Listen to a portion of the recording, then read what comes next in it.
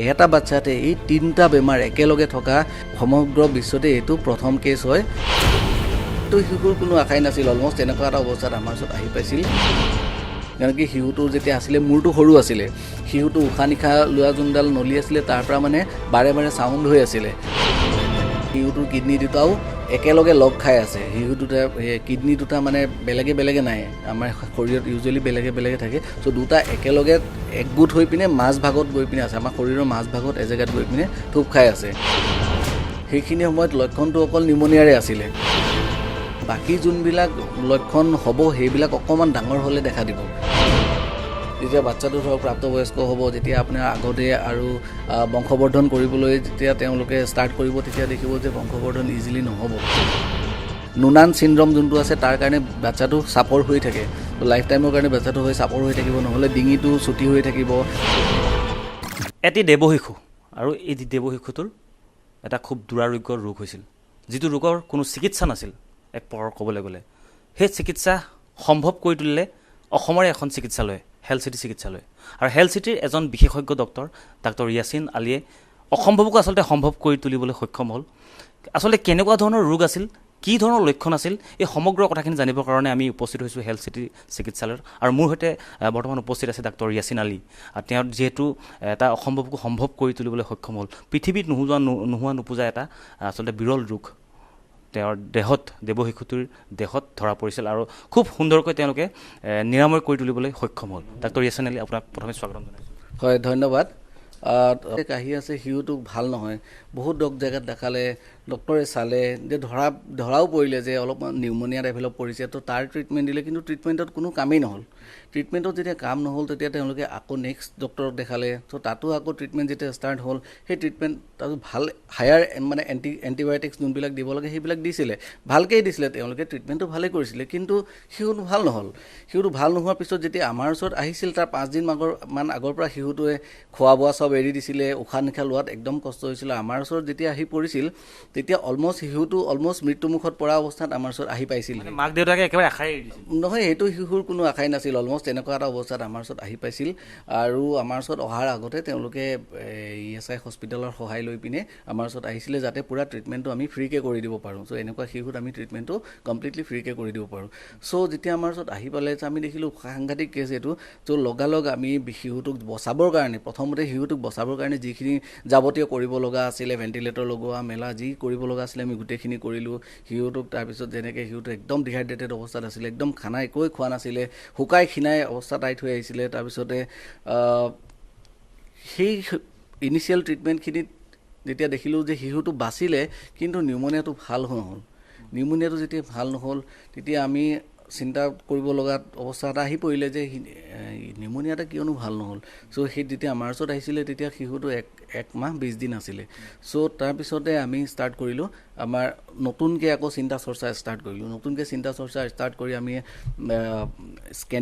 Scanning যিমান আছিলে scanning কৰিলোঁ। তাৰপিছত আমাৰ কেতিয়াবা কি হয়, যোনডাল উশাহ নিশাহ লোৱা নলী থাকে তাৰ ভিতৰত কেতিয়াবা টিউমাৰ থাকিলে এনেকুৱা প্ৰব্লেম হ'ব পাৰে, বাৰ মানে এনেকুৱা দীঘলীয়া নিউমনিয়া, বা আমাৰ চেষ্টৰ ভিতৰত যদি কিবা টিউমাৰ হৈছে, বা কোনোবা যদি যোনটো আমাৰ ব্লাড ভেচেল বুলি কওঁ, যোন ৰক্তবাহী নলী, এইবিলাক যদি ক'ৰবাত গণ্ডগোল কৰি পেলাই চেপা খাই আছে তেতিয়াও হ'ব পাৰে। চ' সেইকাৰণে আমি যিমান কৰিব লাগে, CT এনজিঅ'গ্ৰাফি কৰিলোঁ, ভাৰ্চুৱেল ব্ৰংকস্কপি কৰিলোঁ, হাৰ্টৰ ভিতৰত কিবা আছে নেকি চাবৰ কাৰণে ইক'কাৰ্ডিঅ'গ্ৰাফি কৰিলোঁ। তো সেইবিলাক অলমষ্ট কৰাৰ পিছত আমি দেখিলোঁ যে নিউমনিয়াটো ভাল নাই হোৱা। চ' নিউমনিয়াটো যেনেকৈ আছিলে তেনেকৈ আছে। তো সেইখিনি সময়ত ক'ভিডো চলি আছিলে। চ' ক'ভিডৰ এইবিলাকতো আগতে আমি ৰুল আউট কৰি পিনেহে এডমিট কৰোঁ। চ' ক'ভিড ৰুল আউট কৰা আছিলে, ক'ভিড নহয়।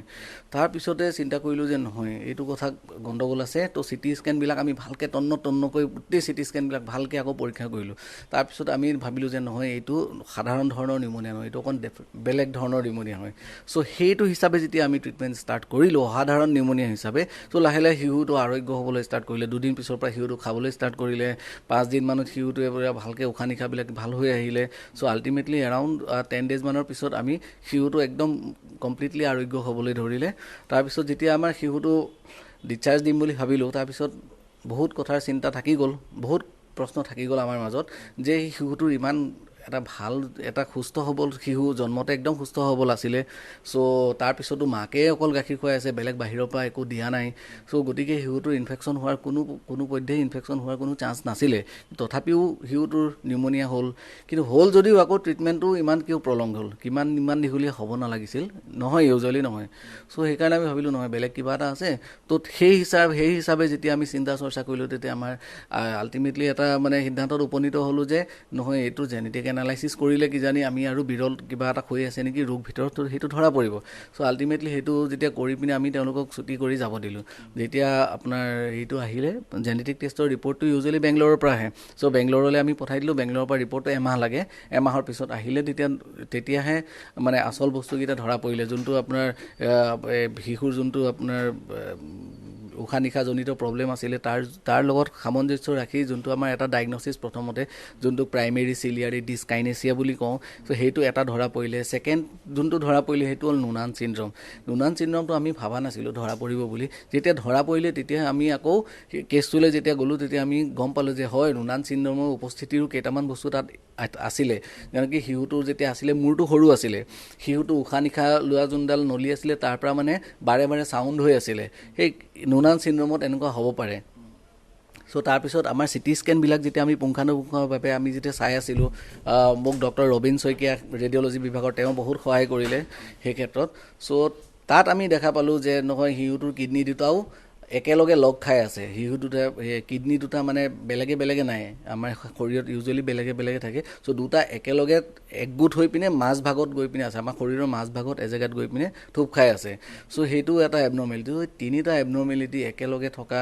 শিশু আমি যেতিয়া আকৌ মাতি পিনে শিশুটো চালোঁ ঠিক ঠাক হৈ পিনেতো শিশুটো গুচি গ'ল তো আমি ট্ৰিটমেণ্ট সেই হিচাপে দি গ'লোঁ ঘৰতো গৈ তেওঁলোকে ট্ৰিটমেণ্ট চলালে শিশুটো বৰ্তমান ভালেই আছে চ' আমি খবৰ লৈ আছোঁ শিশুটোৰ তেওঁলোকে অকণমান ভিতৰুৱা গাঁও অঞ্চলৰ হয় চ' গতিকে তেওঁলোকে মানে সততাই আহিব নোৱাৰে তাৰ পৰা আৰু প্লাছ তেওঁলোকে বহুত দুখীয়া ঘৰৰ হয় তেওঁলোকে মানে তাৰ পৰা যে খৰচ কৰি ইয়ালৈ আহিব সেইটোও তেওঁলোকে নোৱাৰে চ' বৰ বেছি আমি তেওঁলোকক দিগদাৰ দিব বিচৰা নাই সেইটো কাৰণে আমি খালি ফোন কৰি মাজে খবৰটো লওঁ অকল নিমুনিয়া আছিল নে আৰু কিবা বেলেগ লক্ষণো আছিলে সেইখিনি সময়ত যোনখিনি সময়ত আমাৰ তাত আহিছিলে সেইখিনি সময়ত লক্ষণটো অকল নিউমনিয়াৰে আছিলে কেলৈ কি বাকী যোনবিলাক লক্ষণ হ'ব সেইবিলাক অকণমান ডাঙৰ হ'লে দেখা দিব বাকী যোনবিলাক এই ৰোগকেইটাৰ পৰা বাকী যোনবিলাক লক্ষণ দেখা দিব সেইবিলাক আৰু অকণমান ডাঙৰ যেতিয়া হ'ব বাচ্চাটো ধৰক প্ৰাপ্তবয়স্ক হ'ব যেতিয়া আপোনাৰ আগতে আৰু বংশবৰ্ধন কৰিবলৈ যেতিয়া তেওঁলোকে ষ্টাৰ্ট কৰিব তেতিয়া দেখিব যে বংশবৰ্ধন ইজিলি নহ'ব এইটো নহ'বও পাৰে তেতিয়াহ'লে মানে ধৰক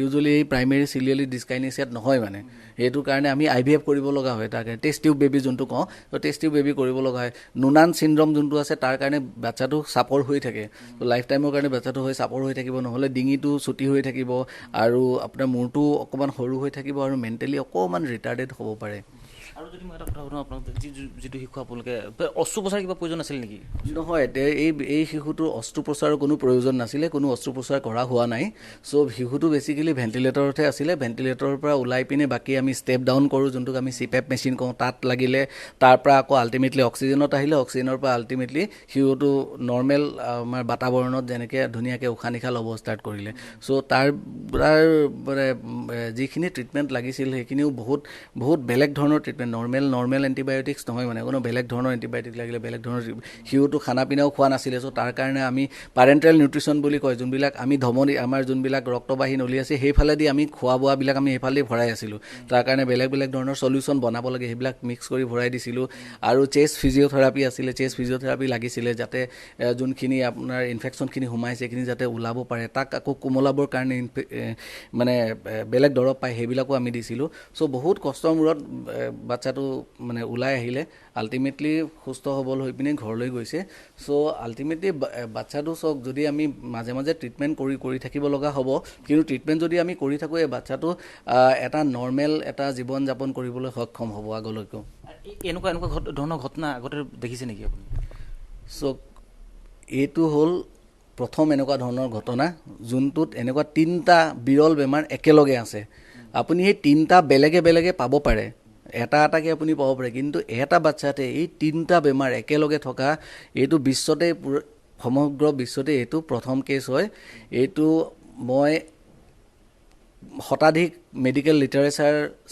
ৰিচাৰ্চ কৰাৰ পিছতহে কৈ আছোঁ আৰু এমাহ দুমাহ নহয়, কমপ্লিট 1 বছৰ মানৰ ৰিচাৰ্চৰ পিছতে কথাটো কৈ আছোঁ। বহুত ডক্টৰ পৰামৰ্শ কথা পাতিলোঁ, বহুত চিকিৎসকৰ লগত, বহুত জেনেটিক স্পেচিয়েলিষ্টৰ লগতো কথা পাতিলোঁ। চ' তেওঁলোকেও কেতিয়াও এনেকুৱা কোনো কেছ পোৱা নাই কেতিয়াও। চ' এইটো যিহেতু আমাৰ ইয়াতে আমি আজি ধৰিবলৈ সক্ষম হৈছোঁ, চ' এনেকুৱা ধৰণৰ কিবা কেছ থাকিলে চ' চিকিৎসকসকল সজাগ হোৱা উচিত যে এইটো নৰ্মেল নিউম'নিয়া নহ'বও পাৰে। এইটো বেলেগ ধৰণে চিন্তা চৰ্চা কৰি পিনে যদি আমাৰ লগত কণ্টেক্ট কৰে আমি হেল্প কৰি দিম। চ' যাতে বাচ্চাটোৰ যাতে ট্ৰিটমেণ্টখিনি অসমতে হৈ যায়, যাতে তেওঁলোক বাহিৰলৈ ওলাই যাব নালাগে, ইমান ব্যয়বহুল হৈ যাব বাহিৰত ওলাই গ'লে খৰচটো। চ' সেইটো যাতে আমি কাট ডাউন কৰিব পাৰোঁ। আমাৰ ইয়াতে চেম্পলবিলাক বাহিৰলৈ পঠাই দিম, তাৰপৰা আমাৰ ৰিপৰ্টটো পাই যাম, ট্ৰিটমেণ্টটো আমাৰ ইয়াতে কৰিব পাৰিম। তো ৰাইজৰ কাৰণে এইটো নিশ্চয় এটা ভাল খবৰ হ'ব।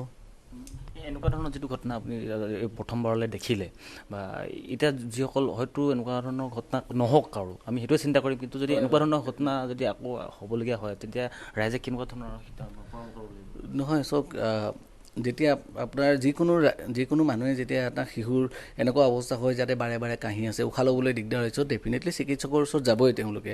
কিন্তু ভিতৰুৱা অঞ্চলৰ মানুহ কিছুমানে কেতিয়াবা ৰখি থাকে, তেওঁলোক ওলাই নাহে।